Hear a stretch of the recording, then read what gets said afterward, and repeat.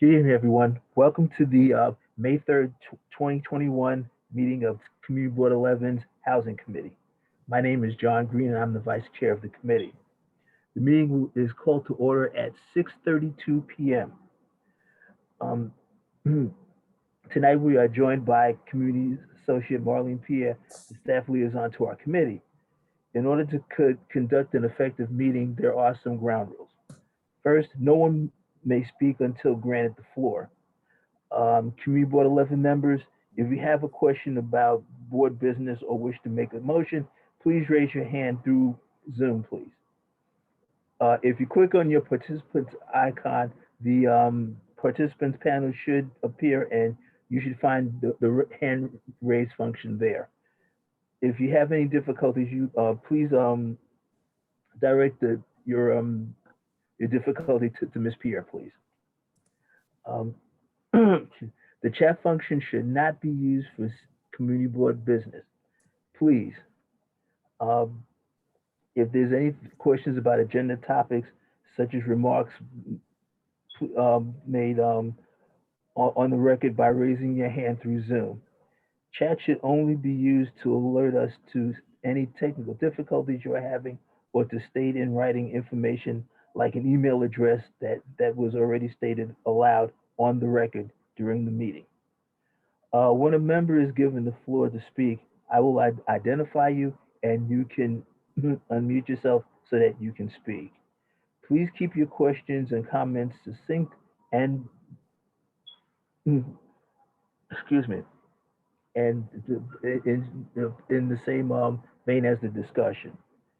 Members of the public, if you have a question or comment about the subjects on the agenda, please raise your hand through Zoom and wait to be recognized. You will now take attendance via roll call. Okay, thank you, John. Stephanie Arroyo. Here. Thank you. Roger Flores. Roger Flores. John Green. Here. Thank you. Robert Harvey. Here. Thank you. Ivy Hume. Ivy Hume. Xavier Santiago. Present. Thank you. Candy Vives Vasquez. Candy Vives Vasquez. Okay, thank you. You still have a quorum, John. You can continue. Thank you. If there are no objections, the agenda for tonight's meeting is adopted.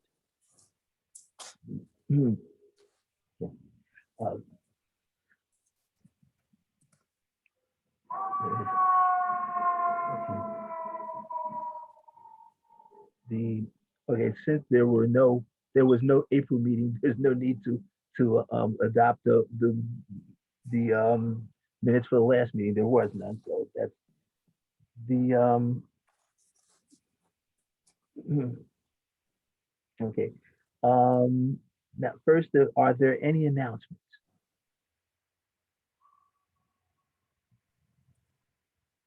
None. Okay. Are there any informational updates?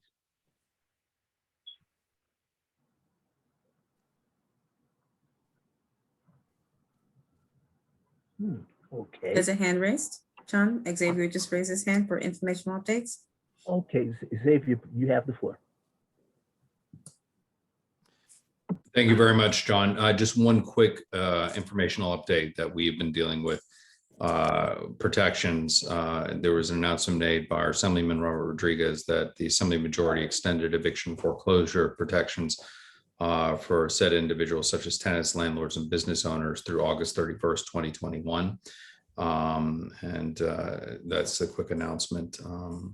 And so it is Assembly Bill 7127 and Assembly Bill 7175. So I just want to let you know that. And I just had a text come in as well, John, that from an assistant nurse for Roger Flores. He's in the middle of a OR surgery, so that's why he is not here. He's operating. So for the record. Okay, thank you, Xavier. Thank you very much. Okay. Okay, now, since that's it for the information updates, and I'm extremely pleased about your update, Xavier, because I'm quite sure there are a lot of residents and landlords that were concerned about that, because that bill was supposed to expire on Friday of last week. So I'm quite sure there are some people who are quite happy about that. Thank you. John, there is one hand in the attendee section Okay. by Athena. Okay. Athena, you can unmute. Thank you. Thank you. Hi, my name is Athena. My name is listed wrong. My name is Athena Burnkoff. I'm with the East Harlem Barrio Community Land Trust. I just realized, I apologize, I was a couple minutes late to today's meeting, but I realized that the CLT update was not on the agenda for tonight, and I just wanted to see if there was space for me to report back as per previously scheduled at the last meeting that was canceled, or if that should be at another meeting. Sure, you can, John, it's your call to make. If you'd like her to postpone to the next meeting or just say her update now. One thing I'll add is that I don't know if it's helpful to have the update on an agenda for future meetings, so community members will be aware that that will be a part of the meeting. Okay, well, I think it can be tabled until next month's meeting. I think. Right.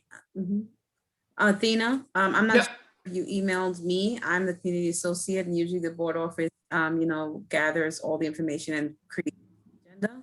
So if you can send me an email just for next month and then moving forward, so you could be a standing item. Gotcha, I'll send that email now. Do you have my email address? Yes, you and I had communicated briefly with other folks, a part of the community board as well, about the previous appointment being changed to today because of last month's canceled meeting. Okay, are you coming from Lexington Gardens too? No, I don't know. Okay, so you're someone else. All right, so just send me an email. I'm sorry, I don't want to take up too much of the committee's time any further. So just send me an email and then I'll have you standing for the next month. Okay, thank you. You're welcome. Bye-bye. Okay. Okay.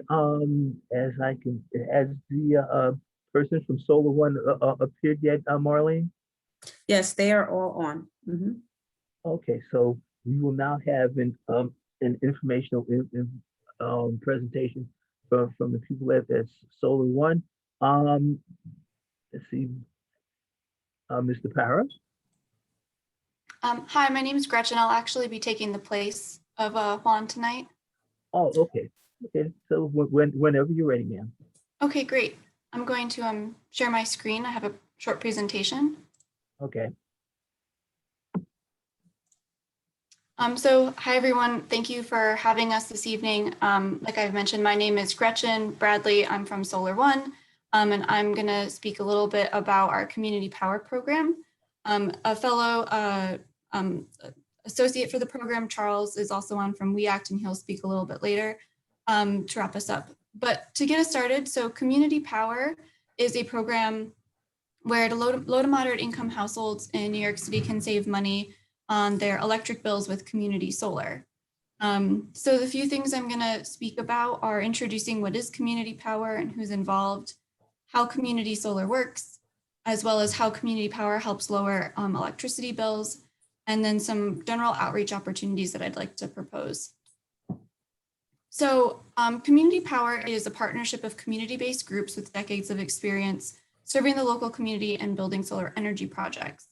So in northern Manhattan, We Act for an Environmental Justice is our outreach partner.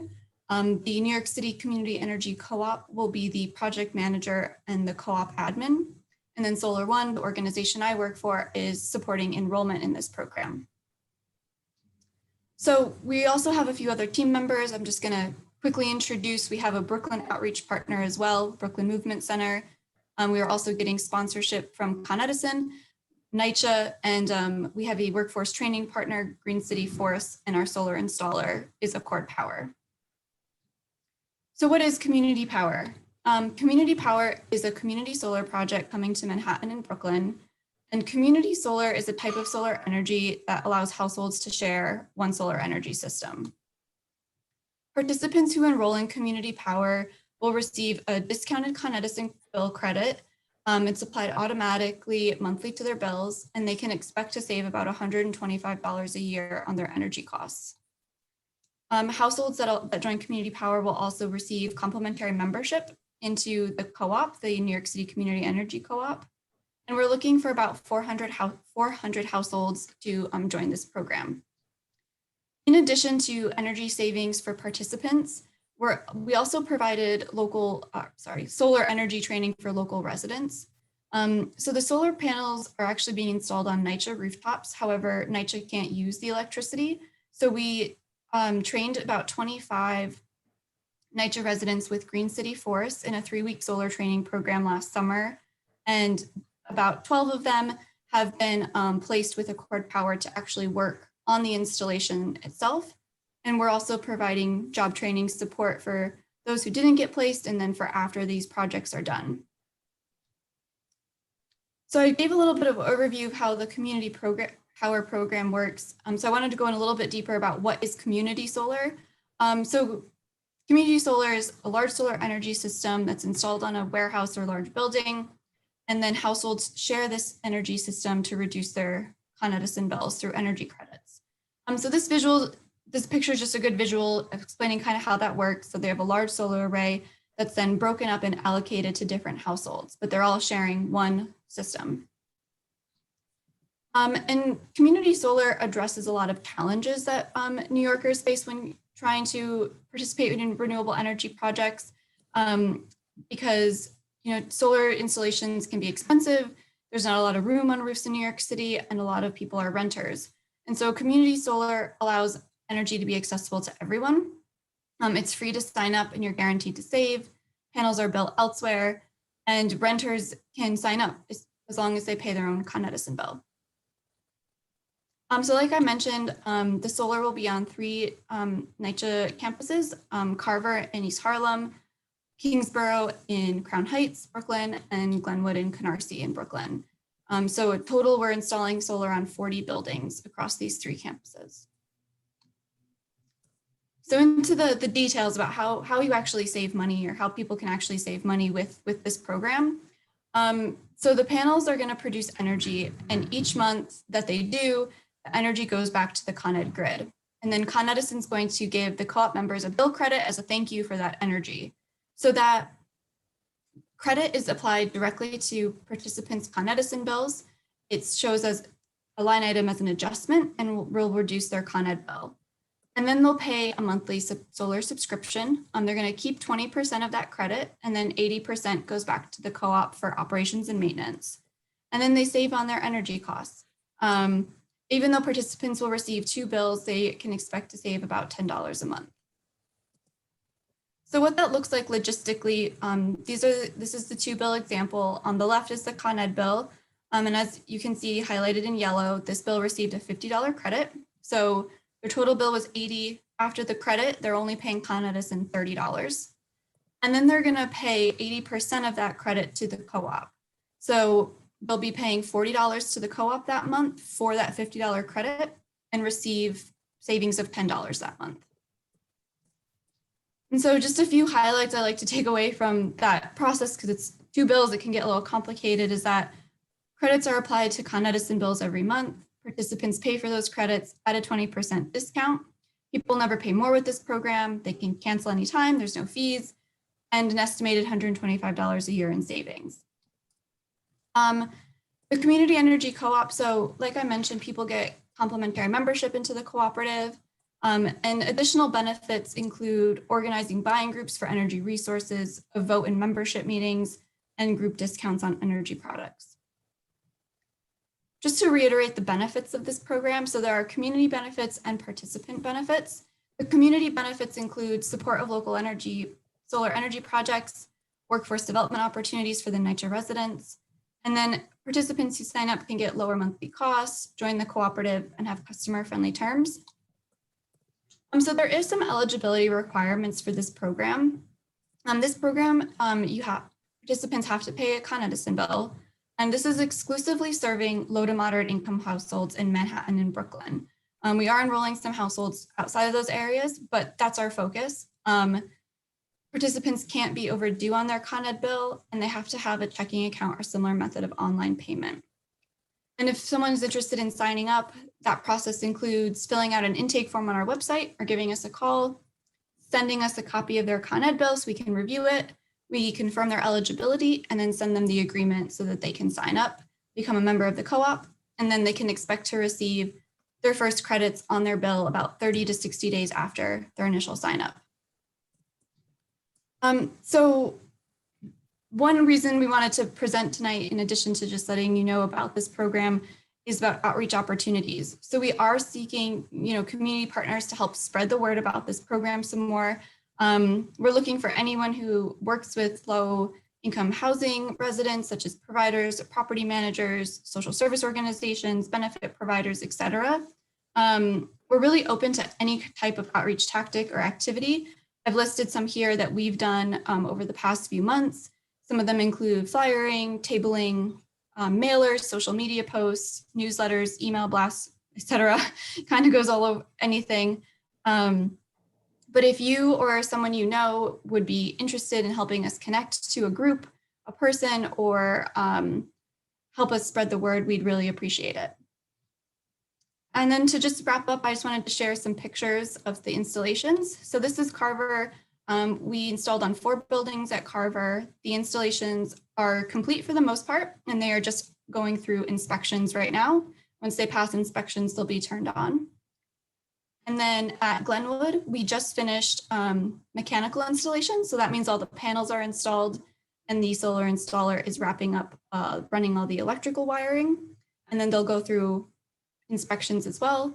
And we expect to start construction at Kingsborough, which is the last campus, next week. And so I'll leave my contact info up here. Like I said, I was joined by Charles from WeAct. So I just wanted to see if, Charles, did you have anything else to add? Yeah, Gretchen, how you doing, everyone? My name is Charles Calloway, and I am a director of organizing at WeAct. This program will benefit our community. We have planned it to do such. There are a lot of other community solar projects that are going up, but this one is definitely focused on people who are very low income to make sure that they're able to be a part of saving money from the energy bill.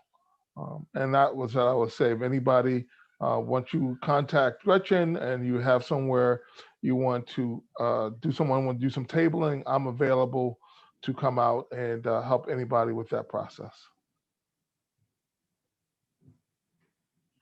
Thanks, Charles. I don't know if there's any questions. We're happy to answer some.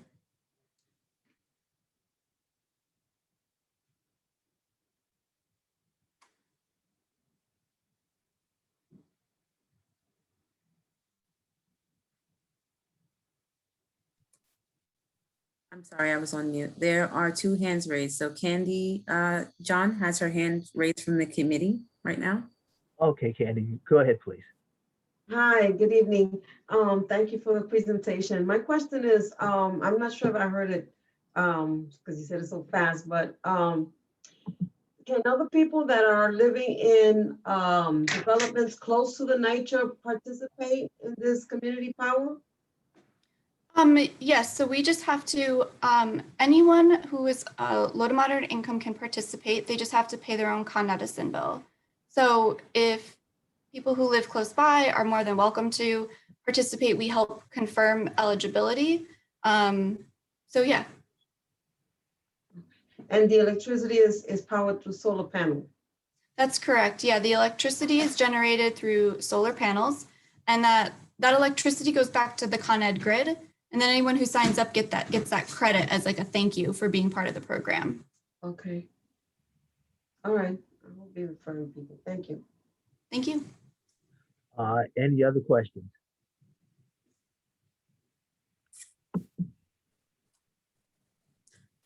Yes, John, there are three hands raised in the attendees.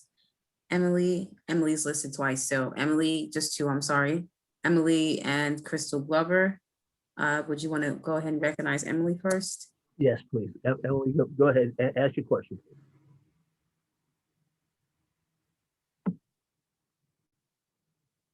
Hi, good afternoon. My name is Joanne Acevedo, and I am a part of Carver Housing Association LLC Corp.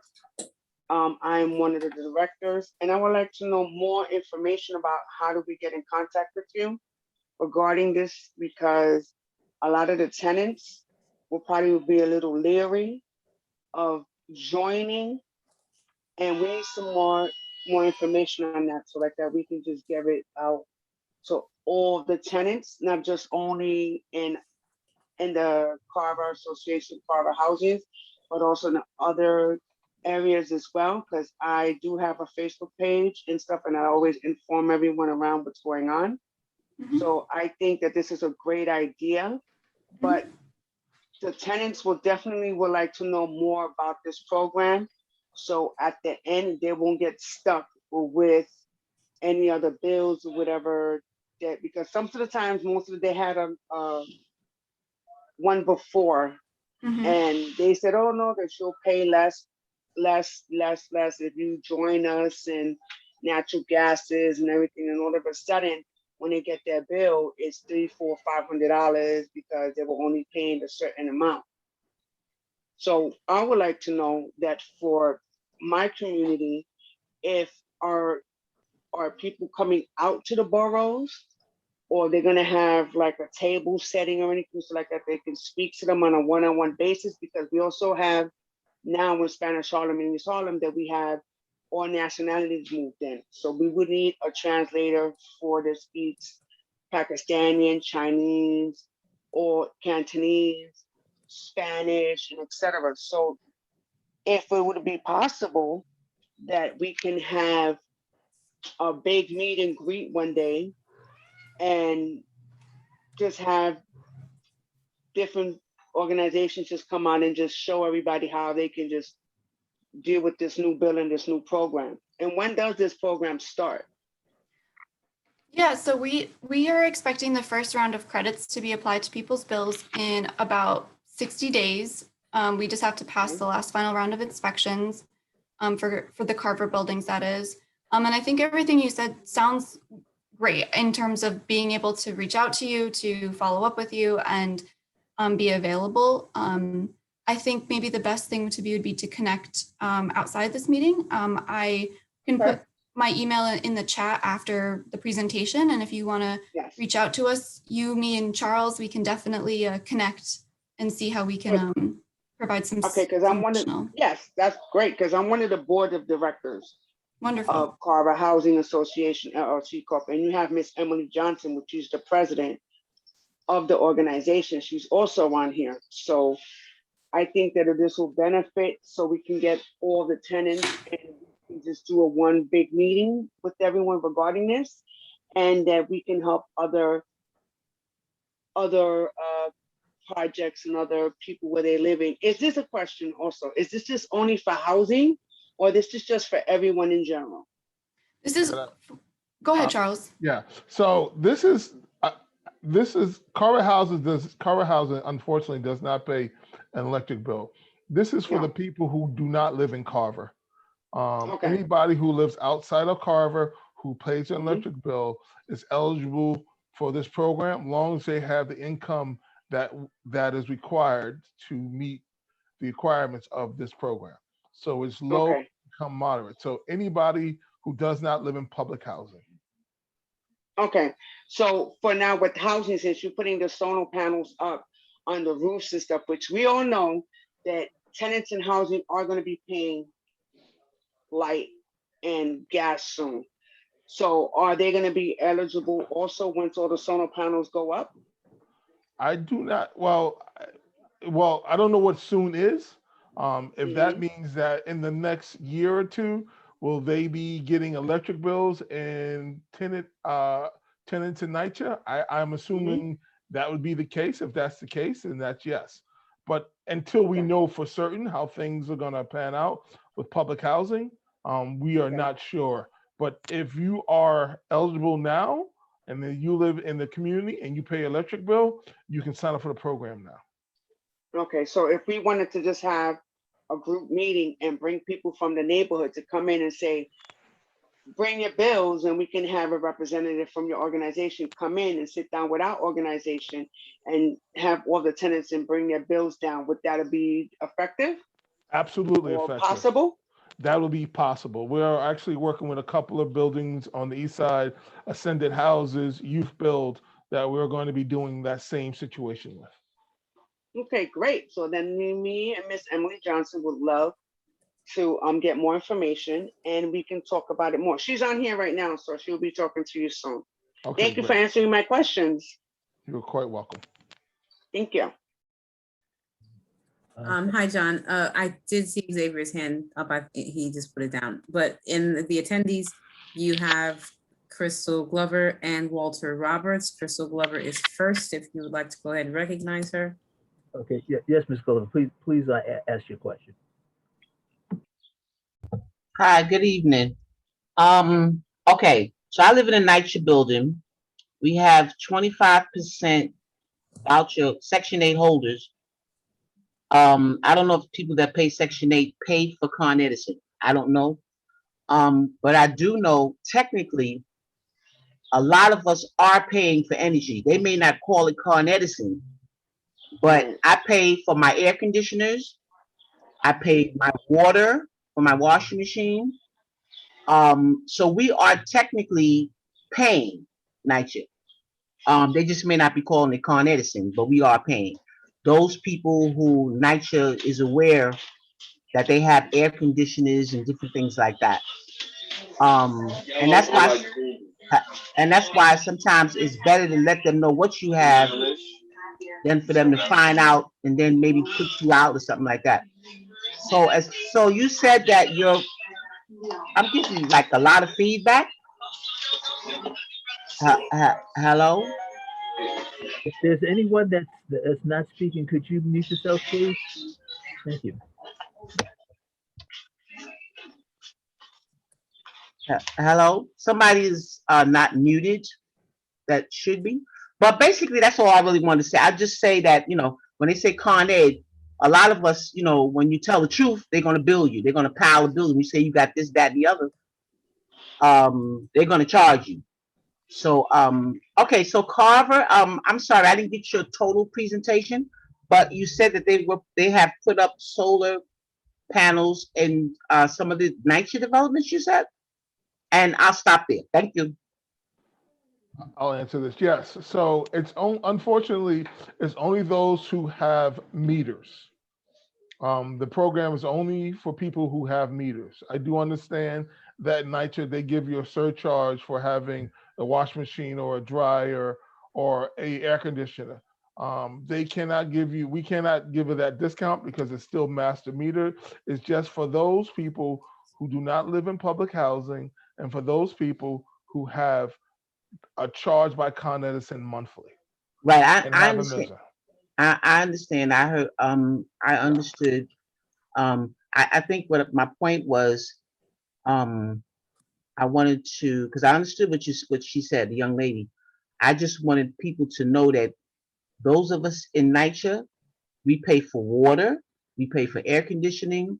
Why they don't call it Con Edison, I don't know. And as far as them, once the solar is put up in NYCHA, because I think I saw some visuals with on NYCHA's on their page that they have started the program with the solar piece and all that stuff.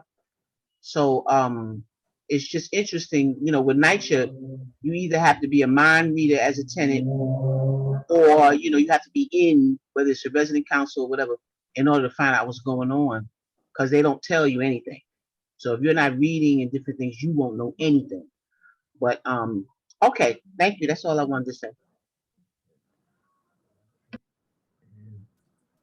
Thank you.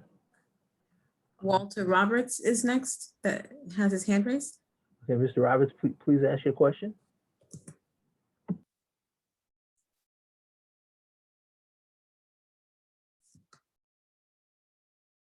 Mr. Roberts, you can go ahead and unmute your line. You're unmuted on this end.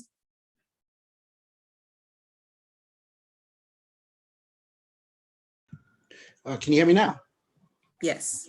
Oh, great. I'm sorry. My name is Walter Roberts. I'm the executive director at Hope Community. And I didn't have a question, but more of a statement that I'd previously been presented with this information of my organization. And we sort of directed them towards our seniors and others who are on fixed incomes, just so that they could take full advantage of any discounts. So it puts more money back in their pocket. Obviously there are any number of questions that people had and will have. And I was, grateful for the fact that this organization was able to come to the building and actually make the presentation themselves directly to the residents. They can speak to how successful they were, but I think it was invaluable for them to be able to go out there and make the attempt to get folks, one, make them aware of it, and two, get the ability to take advantage of saving a few dollars, particularly as the summer months are approaching and people starting to use more energy. And last year with the pandemic, more people were home, so they saw higher costs. So we just thought of it as any way to save money was a benefit for folks. Just my statement. Thank you. Thank you. Are there any other questions?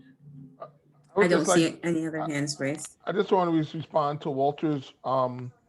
Yes, Walter, we came to your house, to your program, Hope Houses, and we ended up signing 19 people for the program.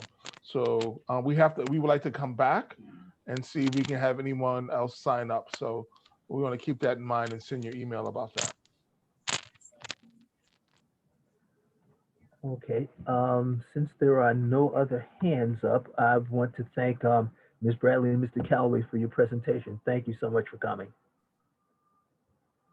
Thank you. Mhm.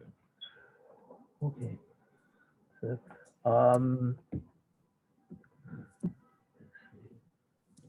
okay.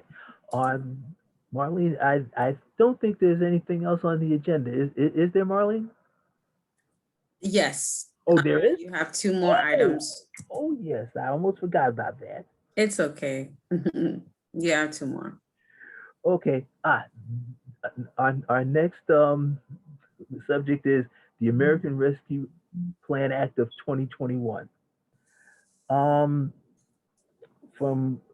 didn't get to read all of it, but from what I saw, the most important aspect as far as housing is concerned is that there is supposed to be money allocated from the federal government for rent assistance.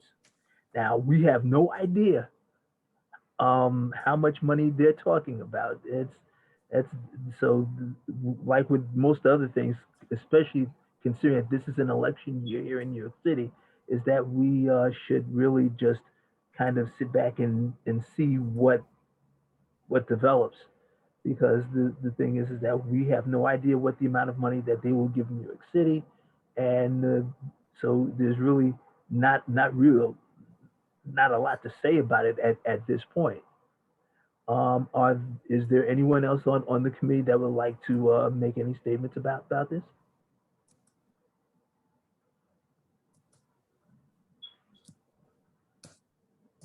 I don't see any hands raised.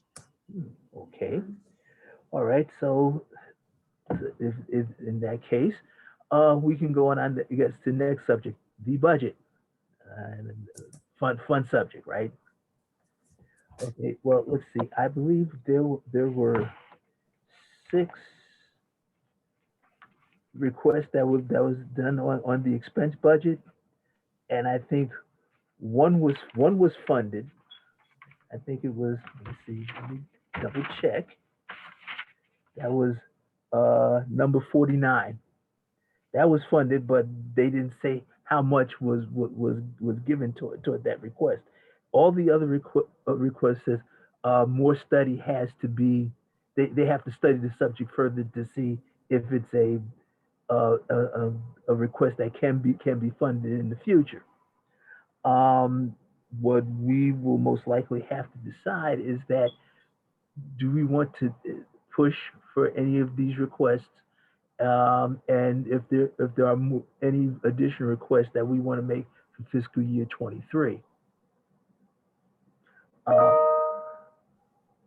Now the thing is that it's one thing that I am going to say, it's a nasty little two-word phrase that I would talk about when it comes to discussing the budget: summer school. Because the thing is that when we come back in September, it's always a thing where we have to put all of our information together and submit it to the city council by November, which means we only have 2 meetings to do it. It is to put all of that information together and pull our requests in. So the thing is that I am saying that maybe at some time during the summer, and I know it's not a desirable thing to do, but in my opinion, it's probably the best thing that we can do, because the thing is that way we won't be so rushed. We have more time. We can basically get all our ducks in a row and make sure that when the time comes, all we have to do is submit it and it's done. Are there any other comments from the committee about this?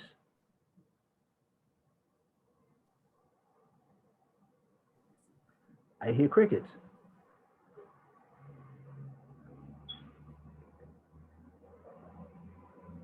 John Xavier No has his comment. hand raised, if you would like to recognize him. Yes, ask your question, please.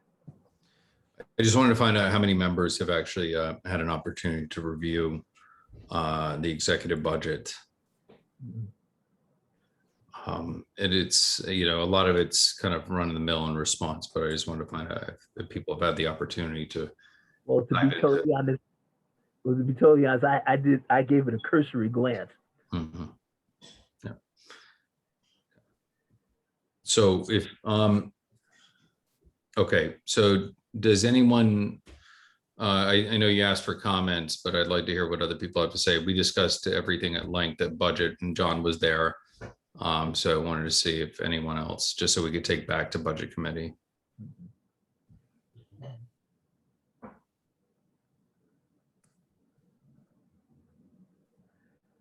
Please don't raise all your hands at once. I'm sorry, this is Candy. I didn't have a chance to take a good look at it, so I can't comment right now. Well, actually, I have 2 comments. Actually, one of them I made at the budget meeting last week. The thing is that for fiscal year 23, we're going to have to actually make sure that everything that we say is documented, because since it's an election year, a lot of the people that we give our request to in November may not be there in January. So the thing is that we may have to start this all over again, because the thing is that new administrators may have different marching orders from their bosses, so we don't know what their agenda is going to be. So we have to make sure that everything that we ask for is documented twice, really. So that's the first thing. The second thing concerns housing in general, and I know that, you know, like people have been saying, you know, like renters need protection, and, you know, like, and to make sure that residents stay in their homes. But we also have to take into consideration that the landlords are going to need assistance as well, because the thing is that there are some owners of houses in the community where they depend on rent payments to pay their mortgages. So the thing is that if they can't pay their mortgages, the banks will want to snatch them up, and then we're going to lose housing stock. So we may have to advocate for landlords towards the banks to make sure that they don't lose their houses, which means we would lose housing stock, like I said. And that's all I really have to say on the subject.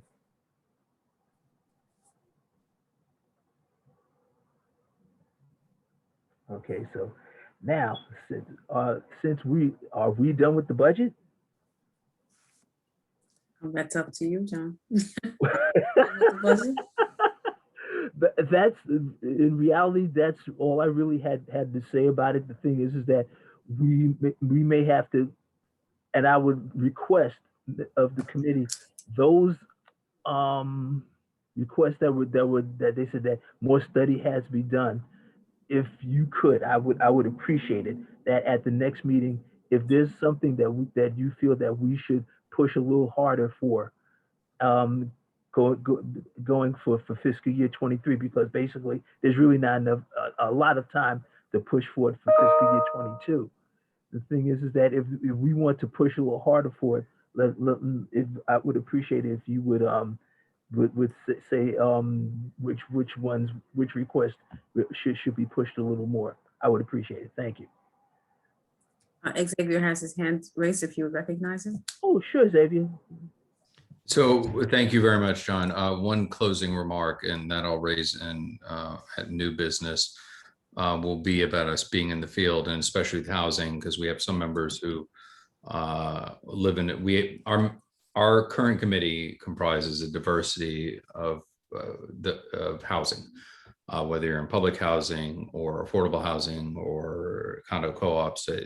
We represent the gamut.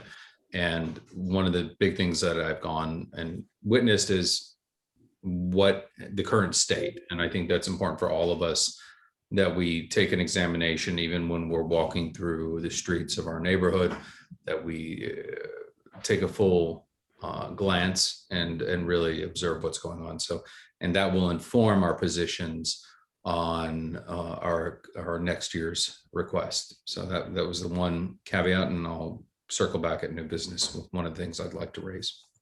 Thank you, John. Okay, thank you, Xavier. Okay, so what we will do is that we will go on to old business. Is there any old business that we need to discuss?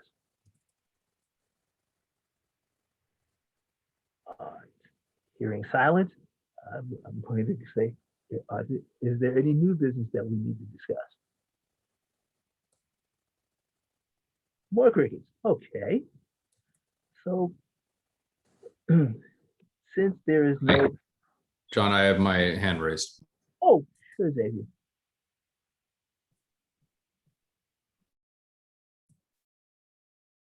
There we go. Real quick. So one of the things, I've been out in the field basically since the pandemic began.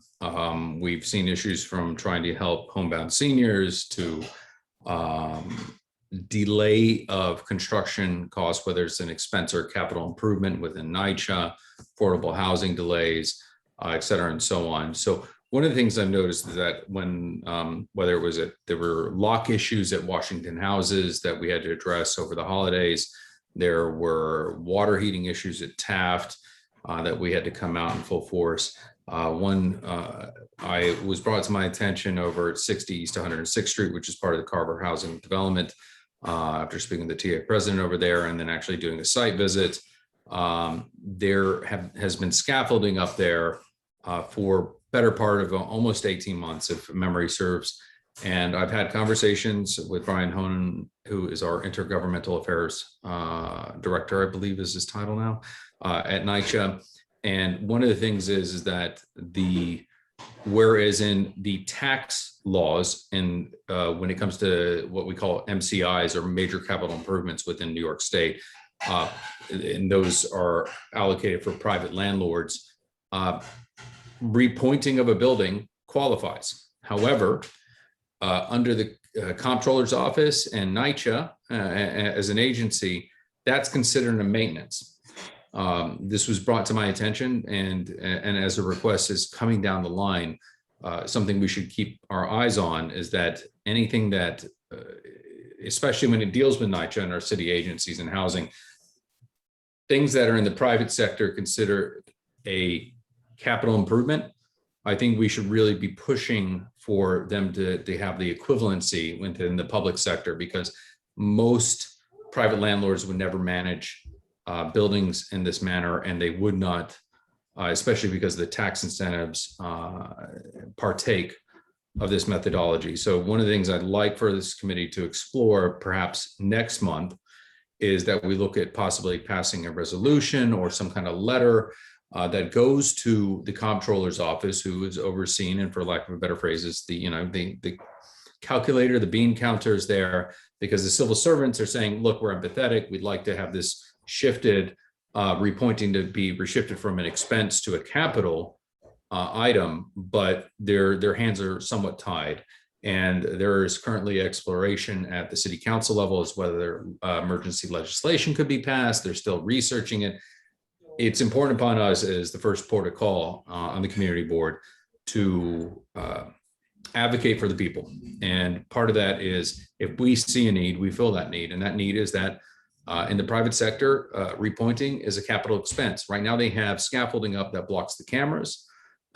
People feel unsafe.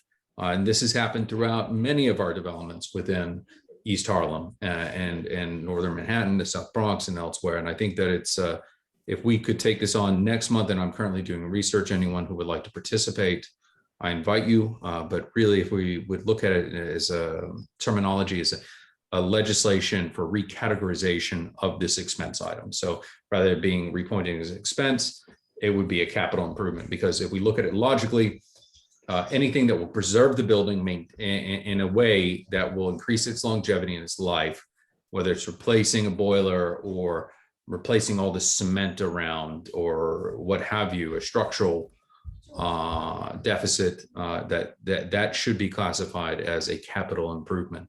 And repointing, according to major and capital improvements with the private landlords, is one of those. And so I think there's no reason we can't make this argument and then push that out to our to the comptroller, the mayor, whoever else will be able to advocate on this, so we can actually get resources for our community.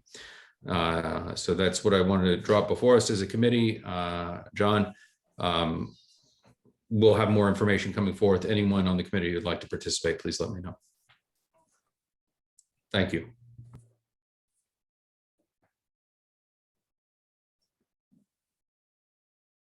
John, we seem to have lost John. Oh no. Let me, Yeah, we lost John. let me text him real quick. Yeah. There is a hand in the audience, but let's figure out where John is. Yeah, let me just see where John is real quick. Let me call him. Mm-hmm. Oh, he's back. Just video with no. Hi, John. I was connecting. Sorry, everybody. My internet went out on me. It's okay.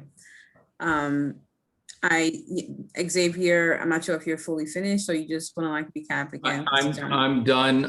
John, I don't know what you last heard, but basically I would like us to start doing research to possibly consider a resolution next month with dealing with the recategorization of, in support of legislation, with moving expense items with repointing of NYCHA buildings, especially the ones over at 6000 East 106th Street, to a capital improvement, because the private sector is able to reap those benefits, whereas NYCHA is not able to do that. According to the comptroller's office, it's classified as an expense or maintenance, and the civil servants there, their hands are somewhat tied with that. But if there is exploration with the city council on whether or not emergency legislation can be passed, so that way they're not dealing with scaffolding for 3-4 years, which is a carried expense, falling under an expense categorization versus a capital. So there's something I'm working on, and I'd like to see what other committee members would be willing to engage, but otherwise we can take it up next month. That would be great. Okay, well, that sounds good, Xavier. The thing is that perhaps that's something that some of us can discuss. We can get together at some time during this month, and to get something really solidified, so that it can be discussed properly at the next meeting. Yes, correct. Thank you. Thank you. Okay. John, I'm sorry, there is a hand raised in the audience. Crystal Glover. Crystal, you are unmuted on this end. Yes. Hi, it's me again. In regard to Xavier's comments, I think I understood what he was saying. in NYCHA, I'm gonna try not to be long-winded. Resident councils, tenant associations, I don't know what to call it these days, except for what HUD is calling it, which is resident councils. I believe that's in the HUD regulations. So those tenant associations that's listening, you need to change your name. But there's a book writer named Thomas Sewell, and he mentioned mob rule. He wrote an article and he was talking about the $15 raise with this job thing, getting people $15 raise. And he was saying how he called it mob rule. I forget the full title, but you can look it up. I think the point what I'm trying to make is with these scaffolds, because there's places all over the city that there's scaffolds that have been up for 25, 30 years in areas that are highly criminalized, areas that where there's high crime. They have these scaffolds up. So I think my point is, Xavier, that in NYCHA, resident councils are the Jesus Christ between the tenant and management. So meaning, for those who don't know what Jesus did or don't know about you, he was the middleman. So the people would come to him and tell him their problems and he would take it to God, right? That's what Jesus said. Okay, so that's what tenant associations are. They're the ones who get the information from the residents. They're the ones who get voted in, and they have the power to get things done. They really do, because they don't have to hear nothing from 250. No one has to tell them. Only their elected, only the residents are the ones that tell them, well, we want you to do this and this, and if you can't help us get this and that, we're gonna vote you out of here. Okay, so that's just some food for thought. And I know as a former TA president, you can get those staff, you can get anything you want done in your developments.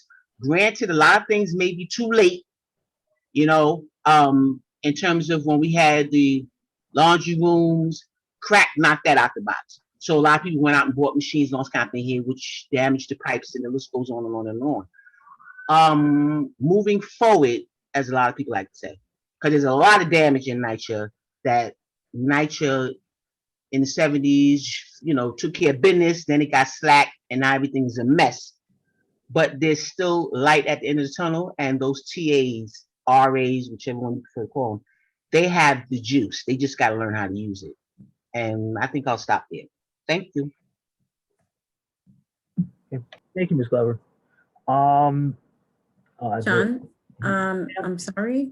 Yeah, there is a hand from the committee. Okay. Xavier, and then one more hand from the public. Okay, Xavier. I will respond to, and thank you, Ms. Glover. I will respond to your comment, and then to if there's any for expediency's purposes, if after the current member of the public who's wishing to weigh in, I'll defer my time. Okay, no problem. Emily Johnson. John, would like to go ahead and recognize Emily? Okay, Ms. Johnson, go ahead, please. Good evening, everyone. I'm Ms. Johnson. I live in Carver Houses. I was the vice president of the Tenants Association. I am now the president of Carver Houses Community Association. One of the concerns that I do have is the scaffolding, Mr. Xavier. That is very prevalent. But one of the most situations that we do have is the front doors and the back doors. And I'm still not understanding why our camera systems are not working. They're not working effectively. We've been told that they only record for 30 days, and after 30 days, unless NYPD or PSA 5, as they call, request the video, there's no video. Our issue is not just 106th Street. It is prevalent throughout the development. All of our front doors need to be fixed. Our intercom systems still don't work.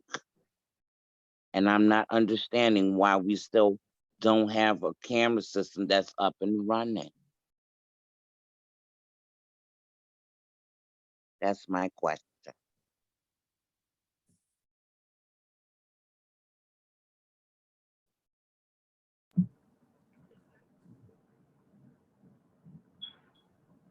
Go ahead, John. You can go ahead and recognize Xavier. His hand is back up.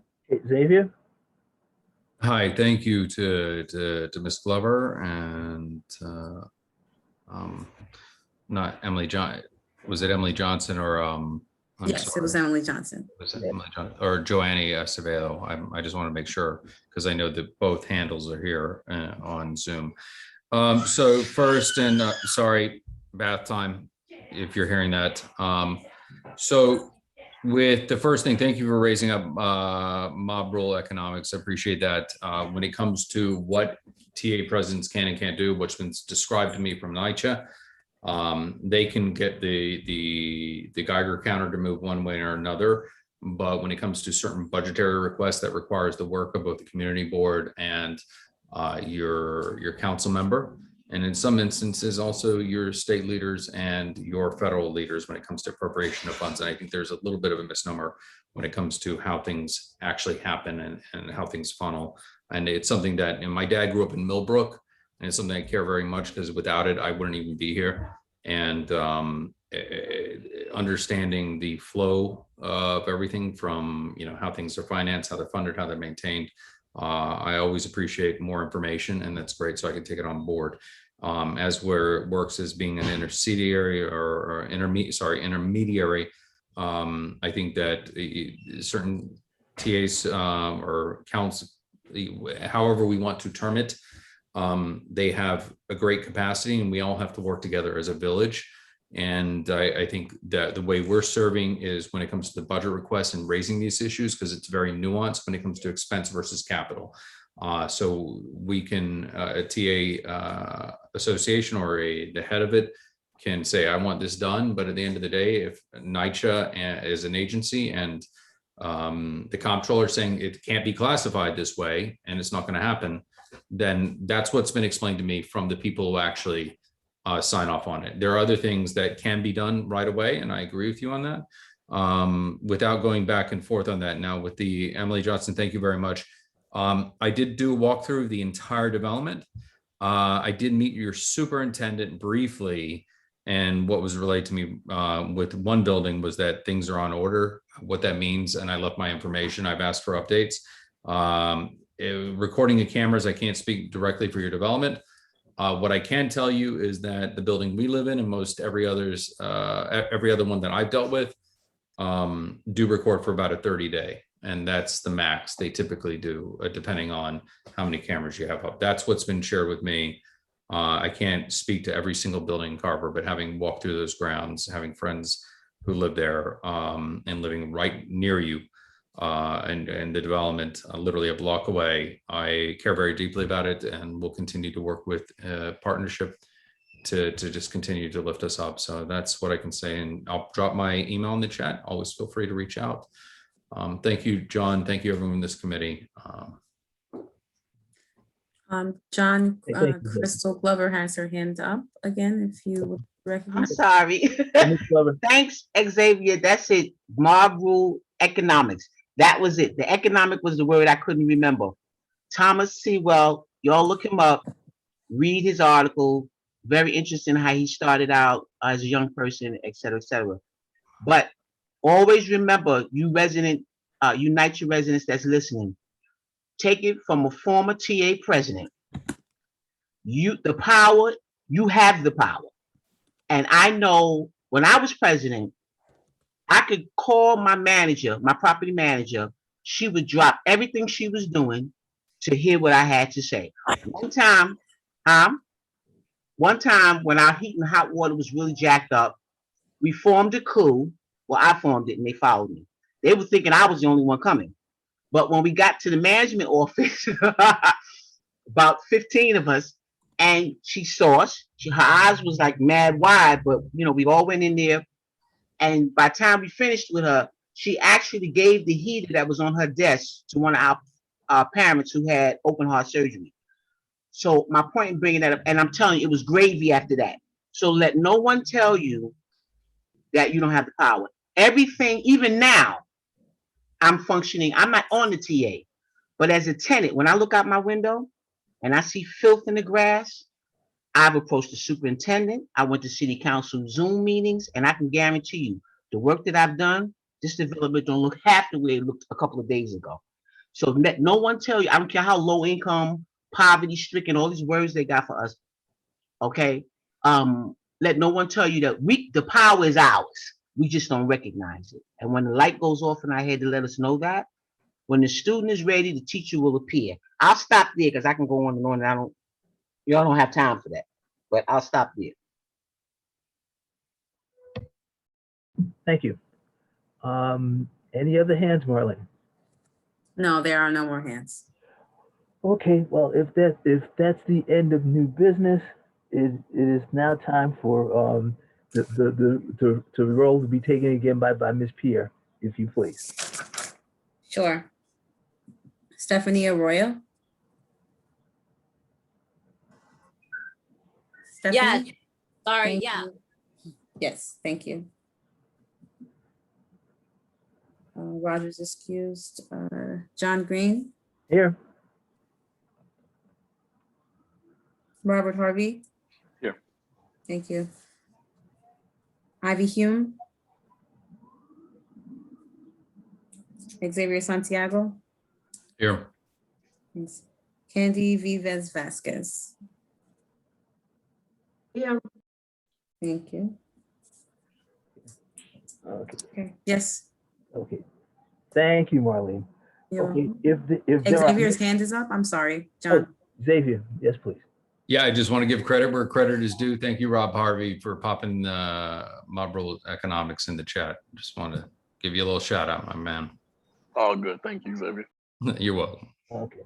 Okay. Thank you, everybody. If there are no objections, I will adjourn this meeting as of right now. Thank you, everyone, for coming. It is 7:34 p.m.